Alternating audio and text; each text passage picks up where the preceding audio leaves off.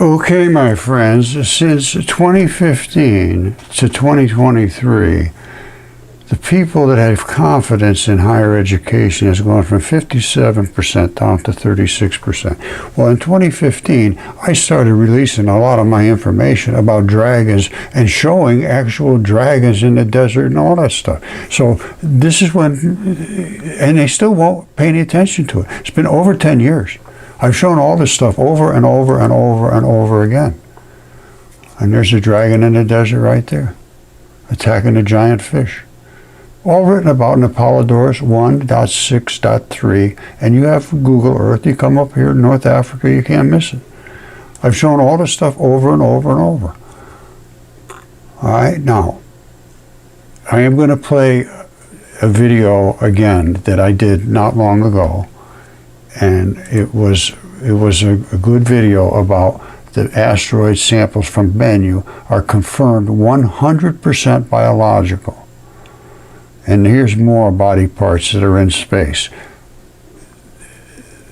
So this is going to follow. I had this poll, I don't know, a couple weeks ago. I put it up, but I'm going to attach it to the end of this one. So if you want to watch it, if you haven't seen it, you should watch it. Even if you've seen it already, watch it again. You may have a new perspective on it. All right, thank you. Now this is exactly the same as the blue, only it's a much slower spin, so we actually see each cycle of the spin. And there's the photon. And here's what just before it becomes a photon. It's in a stage prior to becoming a photon. There's energy there, but it's not organized like it is when it bashes into something. That's all I can tell you. These appear to be photons that are extremely organized, and they bounce back this way all the time. And the green is the same, does the same. But these here are light particles. They're still light particles. You see them? They're just not organized like this, and I don't know why. And this is the same thing. Yeah, well, I do know why in one respect. These are just about, well, they're being smashed into the Venturi here. This white line coming back is pushing back against these, making them pop into photons. These are getting accelerated, are getting energized. The ones right very close to the explosion. This is an explosion. This is right at the beginning of the explosion.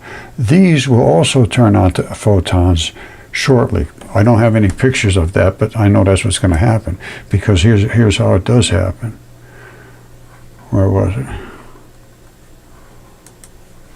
Right here. They're glowing right here. Okay, with those disorganized looking things, there they are right there. They're pretty organized looking now. This one got organized quicker because it was hitting itself head on. And it just seems to be something to do with impact. Causes them to turn into photons or look like photons. I don't know. There's a lot to look into here, but this is the Dirac neutrinos. These are smallest particles that exist. And this is the Majorna of the Dirac, which is the one that it's not formed yet well. This is a completely formed Dirac. These are neutrinos. Neutrinos are the smallest particles that exist. And this is what I'm showing you, back-to-back neutrinos. All right, the black is the white. There's a muon neutrino and an electron neutrino. And so you have two of them back-to-back. It's like two bar magnets stuck together. And there's a lot I understand about these now, because the dipole gives you all kinds of capabilities. Heat is only half of one of these. All right, this is light. Different story. This bounces off of something and bounces back at you. Heat is just one of these, half of it, migrating around trying to find a place to exist. And if it's cold, and it'll exist where it can find a place that's warm, or it can move around. the dipoles. Photons are a little bit different. And then the next stable particle up, you get into proton range, which is about 1839, I think. That's what dipole electron flood theory has. And I think that's pretty accurate. Not only that, this shows you that light is spinning, and it's spinning in this direction here, to the right as it goes that way. All right, and I know that because it came in really hot, really fast. And then it started to open up a little, open, and it drifts to the left. If it drifts to the left, that means it's spinning to the right. And this is obviously slowing down quite a bit. This is how packed it was in the beginning, and here's how it's opening up. So that's obviously slowing down, and that's just in the air. That's nothing special. Nothing special about that whatsoever. But blue is very fast, and you can't even tell that there's 2 electron neutrinos in there. But you can when you know, at a certain point out here, it shows up. But these are all spinning electron trails, dipole electrons. This is some of the latest in technology to see the depth of the, you know, energy. Whenever anything comes through those energetic fields, they're going to be pushed back. It's push to shove. You come at me, I push you back. They're slowing down as they're coming to us. I can show you light slowing down. I showed you light accelerating, but I can show you light slowing down too, because it does both. All right, dipole electron flood theory solves virtually everything in physics. They know these 2 particles exist. We see them in light. They see them just splattered from protons and neutrons smashing each other to bits. We can see these as light particles using CMOS. CMOS is just, it's incredible for you doing this. And we saw this 10 years ago, more than that, Rod Warren and I. And these are the same 2 particles that they see at Fermilab. The black one has a glowy edge around it, and the glowy one just glows. Here we are right there. There's one here, and that's what they are. Now, we accelerated that. That particle was right in there. We accelerated that, and it exploded at the Venturi. Right here is the Venturi. You see this explosion, white everywhere, and you can see more and more fields showing up because they're being pushed back at. They're everywhere. You don't see them though, until they actually bounce off of something, and they think they're bouncing off of something now because they are. They're being pushed back. And this right here is right here, and the black has separated from the white. All right, the black is a muon neutrino right there, and the white is the electron shower. It turns into electron shower. There it is right there. This is from Cherenkov radiation. This is not me making up these things, and this is not me making up this thing about Fermilab. This was from Don Lincoln's article about the smallest particles they can find, and there they are. And they do exactly what he says. He was correct. This one has a glowy edge around it, but you can't see it otherwise. And it has all the mass. And this one has no mass to speak of, but it can get bigger and smaller. And I show you this right here. There it is. Case closed. That's from light, from a red laser. So Einstein was completely wrong, and everything is based on the speed of light can't change. It's just not right. Okay, this is a little tough one. It says, does science point toward God? Is there any revelations that point toward God? And what would point toward God? What would be revealed? Would giant body parts in space from the heavenly wars and the dragons and all that stuff, that would point toward God?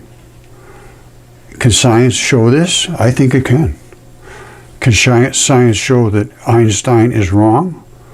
Now that we have CMOS, which is complementary metal oxide silicates that can actually see the particles, and I will show you that light slows down, speeds up, And that's what's causing the redshift. It's not because of the expansion from a big bang of nothing. See, now the scientists are saying, oh, well, if it all expanded from one little spot, if we rewind it, we get to that spot. That's, you know, where'd the spot come from? Everything points towards God, but who is God and what is God?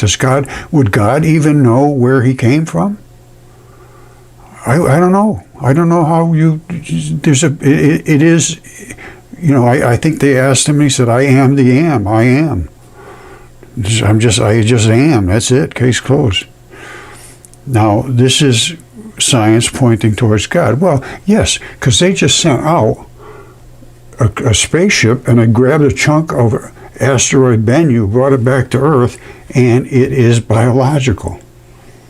So I would say that points towards the battles in the heavens and more towards the God part than just, you know, these are gigantic body parts in space. I'll show you. Okay, I think most people understand the redshift, but you have to fully understand it.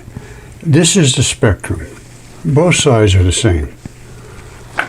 Basically this, the same thing as this. And depends on how fast the frequency is, what color you get. Now, this started out this way here, at this height, and it shifted more towards the red, and all of these different absorption lines shifted. An absorption line means there's a molecule there that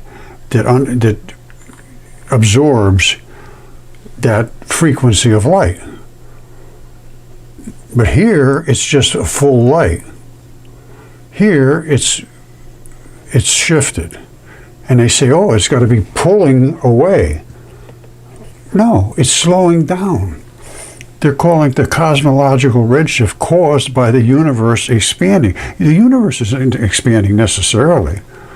But if it is, it's expanding from every part of our globe. So that would mean we're the center of the universe. It's just not, it doesn't make sense. Okay, like I said, Einstein strikes again, the Big Bang Theory. Well, what is it? They looked into the universe and they could see this, where is it back here somewhere? Redshift. All right, you see these are what's called Fraunhofer lines. And they're set up by different, like oxygen, hydrogen, all that. They have different absorption frequencies. And what they saw was instead of coming here, they were shifted up, more into the red. Every one of them. They're slowing down. It's not that they're being pulled away and making a shift red. It's just slowing down, coming through everything that's in space. And they can't accept this because Einstein said this is a rule. Light doesn't slow down. We now know that is just not true. It can speed up, it can slow down, and they know this. And they're still basing all their information from Hubble and Webb and all those space stuff on the fact that light can't slow down, and that's just nonsense. It slows down, and that's what creates the redshift. And that's why if you brought all those, that's why it's a redshift from every direction on Earth. It's slowing down from every direction coming towards us. It just happens. We're not the center of the universe, but we would be if this was true. Okay, my friends, this is going to be interesting. I believe that could very well be a skull in space. And it's a pretty good sized skull. And I also believe that Asteroid Bennu is a heart in space. And Comet 67P they're all body parts. Because you're going to say to me, well, if there's a head out there, there's got to be a heart, there's got to be a hip bone, there's got to be a finger, of course, absolutely. And they are there. And I'll show you them right now. All right, this is, I'm sure, dressed up. It's not a perfect picture, but this is showing basically what it looks like. And what I want you to see is right here. Feel on your own jawbone, right at the bottom of your jawbone, as it goes up the side of your head. Right behind it is a heavy-duty tendon. You see this? That's what I call those abrupt transitions. This looks like it's the jawbone, and behind it is this strap of heavy-duty tendon. That's what I'm seeing on this. I'm looking for details.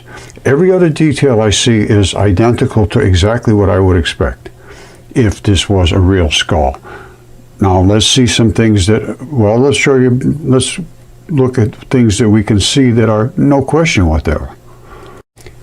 Okay, 100% of the chemistry for life is on Bennu, and they picked it up and came back with it.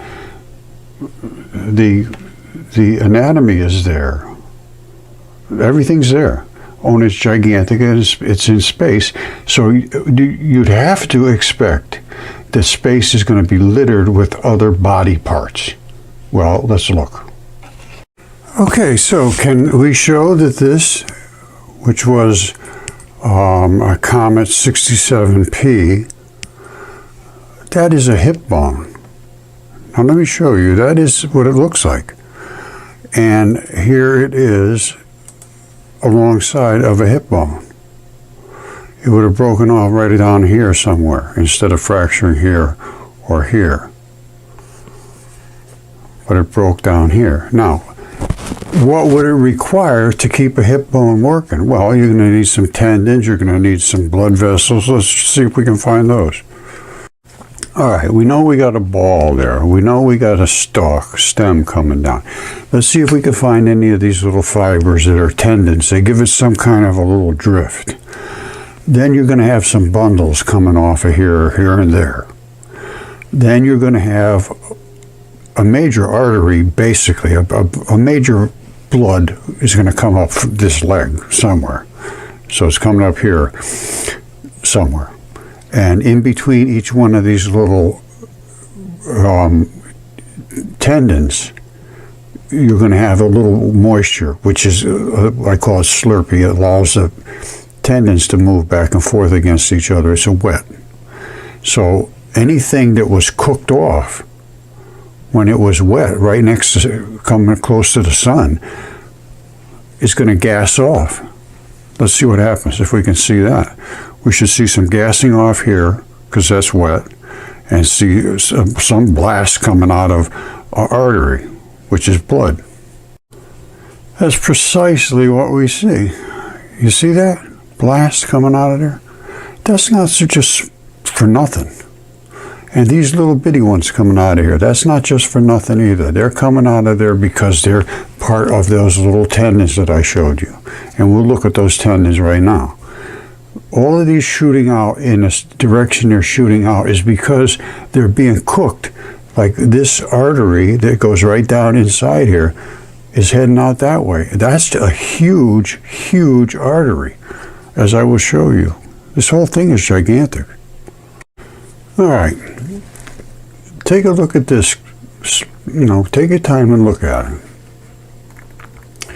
That round circular feature there is from a bundle of, I think they're muscle or tendon. Well, I know it's one or the other. These here are the little tendon straps that I talked about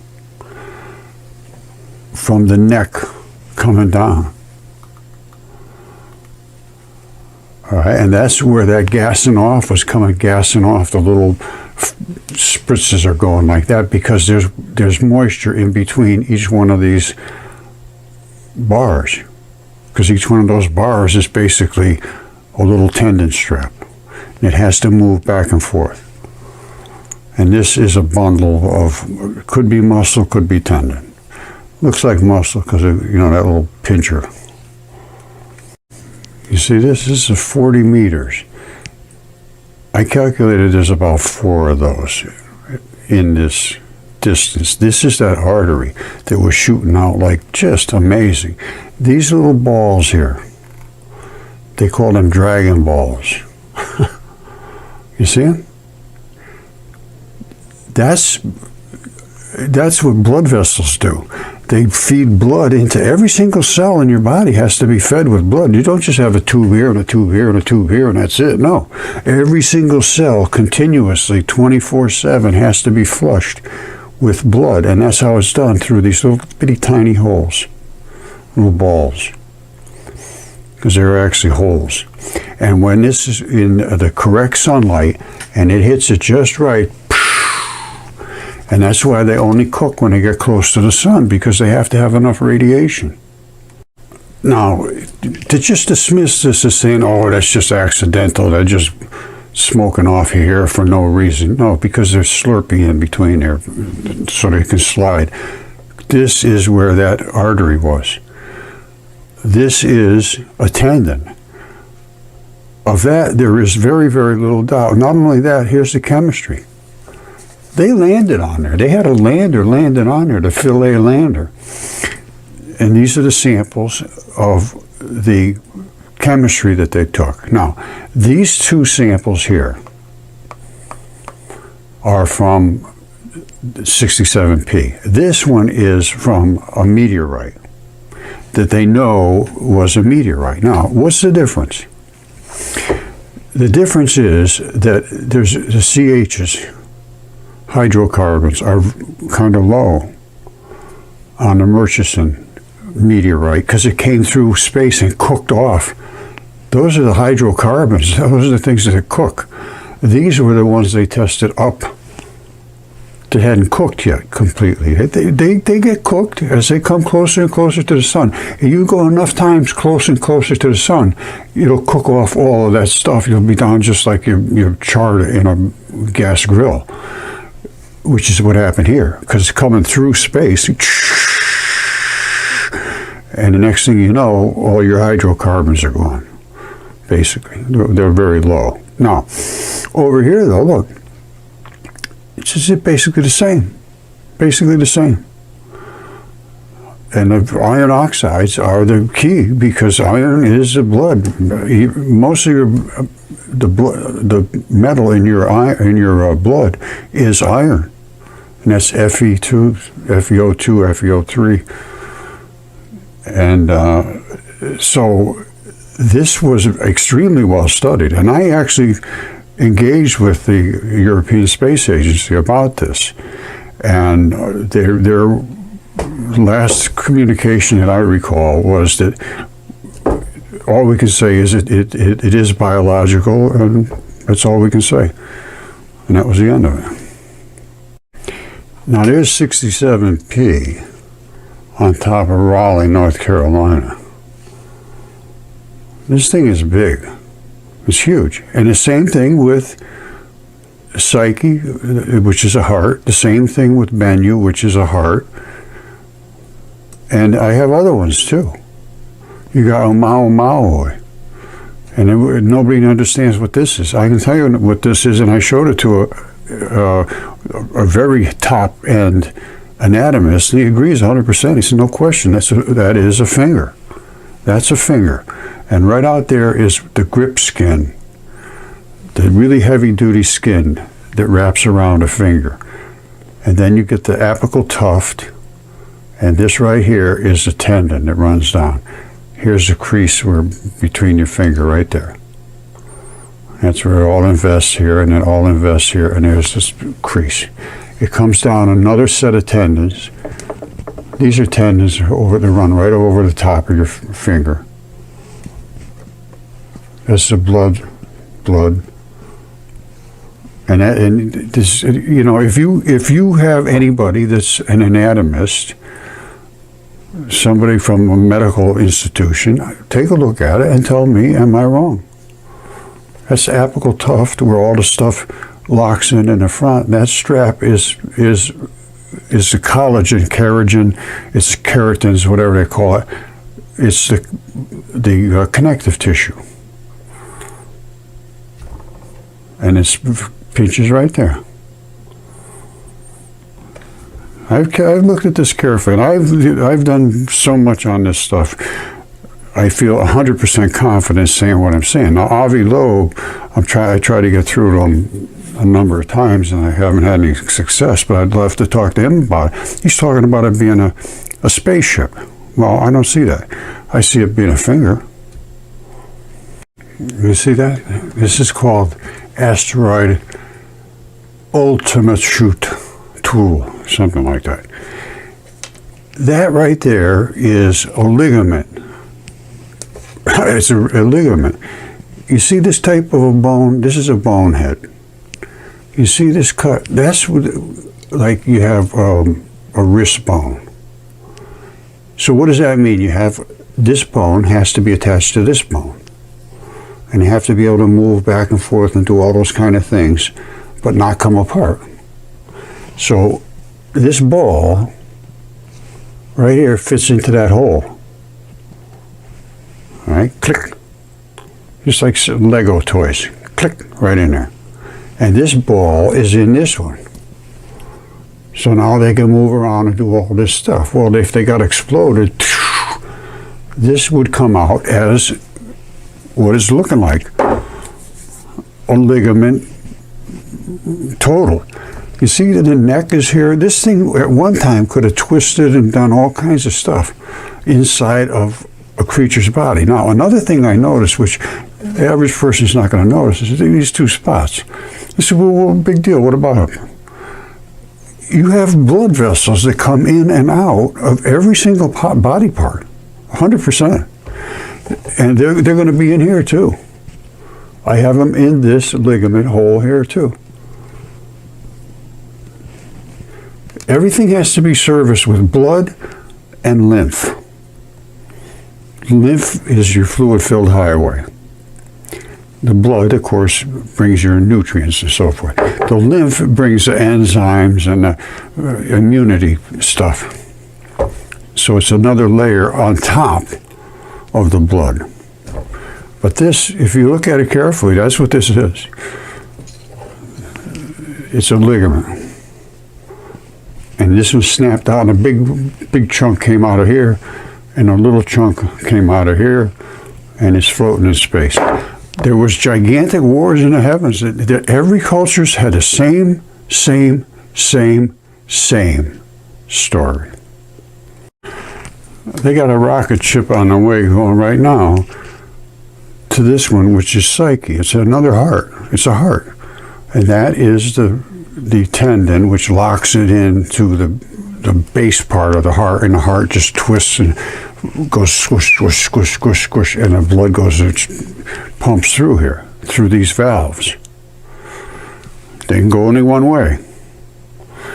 And this black, this red, and this yellow, all the colors of blood, they're on the way here because they know that these things are soaked with metals. You see that right there? That's a tube. That's a tube coming out. So is that one.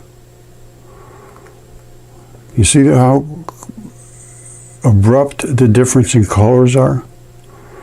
That's because you have all your different colors coming together in the same place inside this heart, which is all your blood. And that's Psyche. They're on the way right now.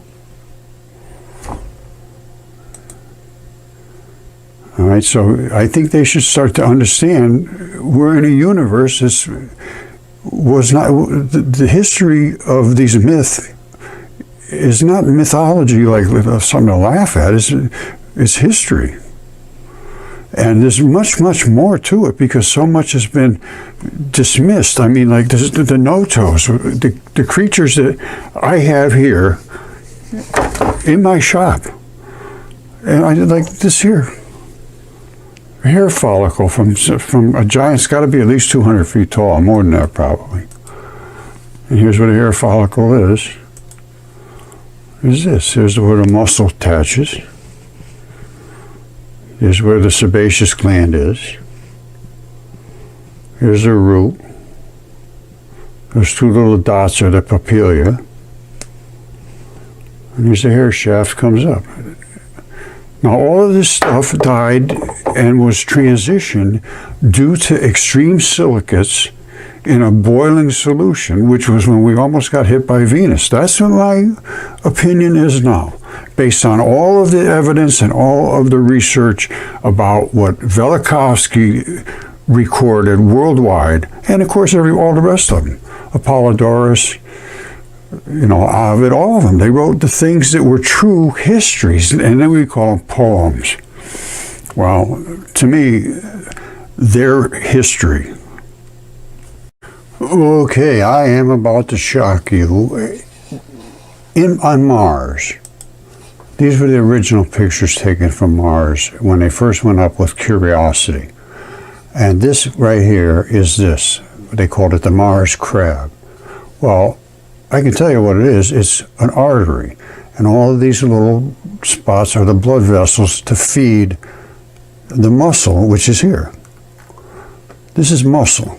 And you're going to see a lot of this in a second. All right, that's what this is, muscle, the same thing. These are all muscle sarcomeres. It erodes down here, and they leave the connective tissue, and all the gooey stuff runs out. And you can see this is Mars too. Same thing. Connective tissue. The little sarcomere blocks dissolve in between. Normally they're all glued together in a row. This is Mars. There's never been a drop of water dropped down here, so don't tell me this is somewhere out in the desert. This is on Mars. They've been up there. Now they think this happened over millions of years, every layer. No. This happened when the thing, whatever it was, died. Same thing with this. And these are blood vessels. That's the artery and that's the vein. I have the same things in my shop. Same stuff here, only it's a little smaller. Like right here, this is in my shop. Those are where the arteries are. This is the muscle. This is the tendon. And now this is the same thing down here, and I got the bone involved too. The bone is here. Anyway, I've done this stuff. I've done a lot of it for 15 years now. I understand this stuff very well, and I understand how the process works. Now in space, it's going to be a little different. The stuff in space comes through still bloody, still comes through with blood in it. I'm not kidding you. You see that? I think that was either a heart or something, some organ that had maybe a liver, had a lot of metals in it. And there's the vein, which turns black, and there's the artery, which is red, from red blood, in the middle of melted metals. And over here you can see some of the, red blood, the membrane, more or less. But inside, the metals have smelted. They smelted and they've turned into metal, whereas originally this was bodily fluids, primarily blood. Now, all the astronauts say when they go out on a spacewalk and they come back in, their suits smell like steak, like roasted steak. Now, this is in 1876. On March 3rd, Olympia Springs, chunks of raw flesh fell from a clear sky, covering a small area for several minutes, baffling the people. Raw meat fell out of the sky. Now, this, I'm telling you right now, is a lung. It's a small lung, and it's turned primarily into metal. It'll attract the magnets because mostly the iron has cooked. All those little holes are from where the alveoli are, and they exploded outwards as this thing heated up. And the holes inside of a lung, you have a lot of tiny little holes where the air goes. They're exploded out, and it's pretty good, pretty strong magnet. And so this, and I know where the lung attachment is, and I can see it in the microscope and show you very, very clearly. It is a lung, so it's from some small creature. There must have been, well, there was all kinds of stuff here. I mean, my buddy here, Caesar Augustus, he's a goose. Here's the feathers. Now you see the feather pattern coming down? these things preserved so exceptionally well, it's just beyond belief. His beak, bill, whatever you call it, is a little bit different than the feathery portion, but all made out of collagens. Collagen was the key. That's why I call it fascia-facilitated fossilization, because collagen makes up all the fascia. This died laying flat like this. This would have been continued on here, and it got snapped off. That's the artery, and I believe the vein is right over here. I've done a catalase test on this, and it still has catalase in there, which is an enzyme. There's where his throat went. They all died basically in the boiling waters, and they just laid there for who knows how long, boiling until all of the contents of the fabric was boiled out, and then it took on whatever was in the area. Some of them came back as just straight like mud, and they turned into mud rocks with the fascia coating them, which came out to be the body part. They just disassembled from the fascial lines. So this is not silly. This is real stuff. And we went up and we picked up a sample from Bennu. And they went up there and touted a big thing about it. And how can we better understand? And this is National Science Foundation, Smithsonian, NASA, University of Arizona, all of them are working on this. Well, it's a heart. It's a heart, as you will see very clearly. All right, so there was heads, there was shoulders and hips and body parts of every type, fingers. Whatever comes by is going to be, as far as I'm concerned, some kind of biology. I haven't seen anything that isn't biology yet. Nothing, zero. All right, this was the devastation that destroyed Mars. It was an impact here by Venus. And Venus basically whacked Mars. And this accepted a discharge of electricity from Mars. That's discharge into Venus. That's not Venus discharging out. That's discharging in. And this was supposedly seen by people that were alive at this particular time. And that's when it hit the Grand Canyon, I believe. Because Venus not only hit Mars, it hit us. And I believe a lot of the stuff in space, all the body parts, are from that encounter. I mean, it whacked it. And there's giants everywhere. There's absolutely enormous giants everywhere, all over the Earth. And they're still here. All they have to do is be examined. So, okay, so we went out to Bennu, spent a ton of money. This is the event. Venus interacted with Mars and really whacked Mars, and I believe it almost hit Earth and caused, my conclusion is it was the Grand Canyon, and it just scooped it out and caused the Great Flood, and it created basically the mud fossils, because at that point there was so much heat, it boiled the oceans for, they say, a year now, the Smithsonian, who knows, let's say a year. And everything just boiled out, all of its contents, and then the fabric accepted, and it's called nucleophilic invasion. And all the stuff came back in there because there was a lot of sodium, a lot of silicates, which had come up from the ocean floor as a disruption happened. They're called siliceous ooze. It came up to the surface, supersaturated the oceans, and turned all these things into mud fossils, basically. Now, the ones that are in space, different story. Different story. But let's look at that.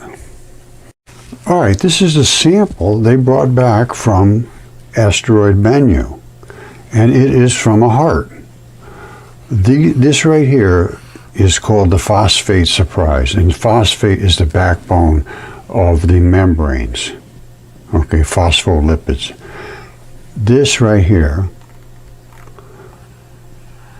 is the rope-style bundle of muscle that wraps around the heart, and I'll show you that in a second. And these are the actual muscle sarcomeres, these little blocks. And they constrict to keep your heart doing this forever. And this is a special type of muscle. I'll show it to you. Remember what you're looking at, these bundles. Okay, now this is looking down at these bundles like if they were coming out further. And there's more of these bundles than just these. They're all over. And before they could get to these bundles, they had to punch through the membrane. So you have the membrane, which was the phosphate surprise. You have the bundles, which are underneath. And inside the bundles, you have the sarcomeres. See, these are the sarcomeres. And that came right out of that heart that's in space. And this is a heart from here on Earth, which from a heart attack victim. And these are the same sarcomeres. It's identical, there's no difference. And here they are right here. That's what sarcomeres are. And they don't just build themselves, they are from being inside of a heart. And that was a heart. And there it is right here.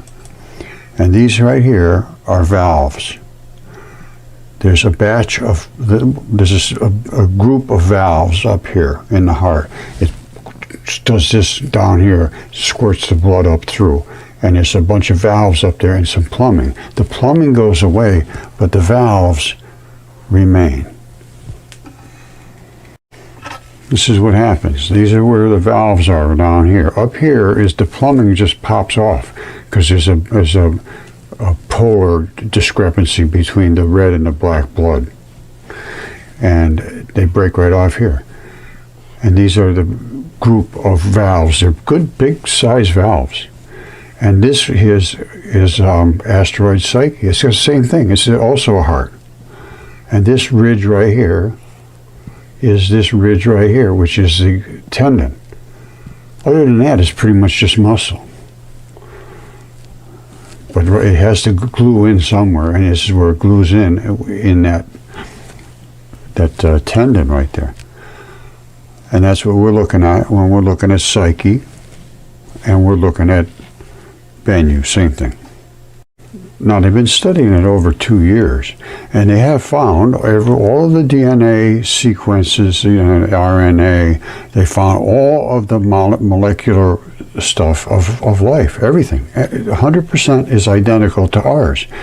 And I just showed you that the structure and the anatomy is that of a heart. And now they just announced they found sugars, and they found gum. Now, these are the cardiac muscle fibers, and these are the sarcomeres that are in there. And here they are, as I showed you in Bennu. There they are right there. Cut right off, but those fibers would have run just like that, and these are the sarcomeres that are in those fibers. Very little chance that this could be wrong. All the chemistry's there. The anatomy is there. The look of it is there. It is what it is. And now they announced they found the sugars and the gum. And the gum is this right here. Is the sarcoplasmic reticulum. Right there. Sarcoplasmic reticulum. It's this rubbery gum that coats the muscle. And they're talking about skeletal muscle. Doesn't matter. Muscle's muscle. The sarco means muscle. Sarcoplasmic reticulum. And these are the sarcomeres right here. And what coats those is the sarcoplasmic reticulum. Now this is a relaxed muscle. This is a little bit of a break. This is contracted muscle. That's all it is. And the sarcoplasmic reticulum helps to contracted. So that's the gum, is the sarcoplasmic reticulum. This is the gum. And the sugars, I can't believe they don't understand the sugars. The sugars are the backbone of DNA. DNA and RNA have a backbone. Okay, you ever see them, they twist around like this? Well, the things that are twisting around are the backbones. And they're sugar phosphates. I believe they're sugar, well, I know they're sugars, and I think it's phosphates. Hold on. All right, so this is the backbone. These are the sugar phosphate groups. Sugar phosphate groups. See, sugar, phosphate. That's the backbone. In between those runs the different nitrogenous bases. And that makes up your DNA.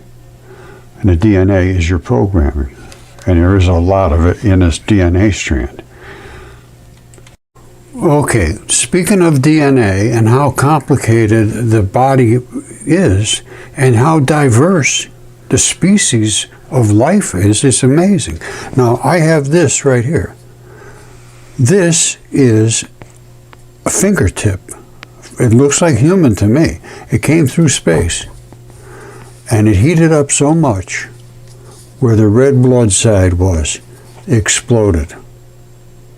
Now look, this is, I drilled a hole in here because you can get red blood out of it. There's no problem whatsoever. And the deeper you go inside, the less contaminated it could possibly be. So I took some out, but I didn't get it done anyway. This is what this is right here. There's an apical tuft right at the end here. All right, and all the little tendons, little bitty tendons come down and lock in there. But this right here is what I want to show you. See these three little spots? Boom, boom, boom. Well, here they are right here. Here's one. Here's the middle one. And this one exploded. And the reason it is because this is the red blood side. Red blood runs right out. But when it came through space, it was still wet. It had to be wet, and it exploded. Other than that, there was where the fingernail ran. And that's this side here has the vein.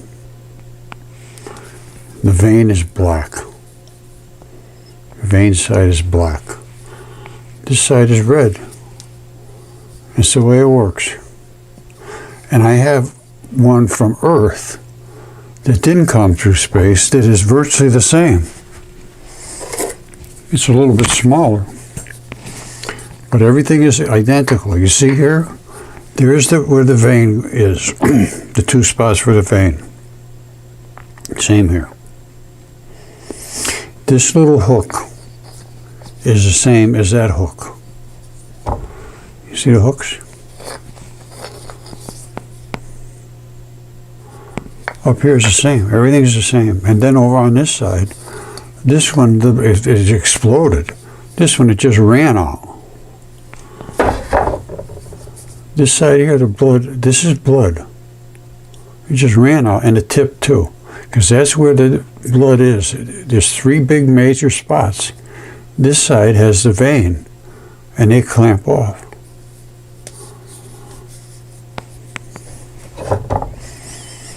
There it was. And this one I drilled a hole into too to get some DNA out of that.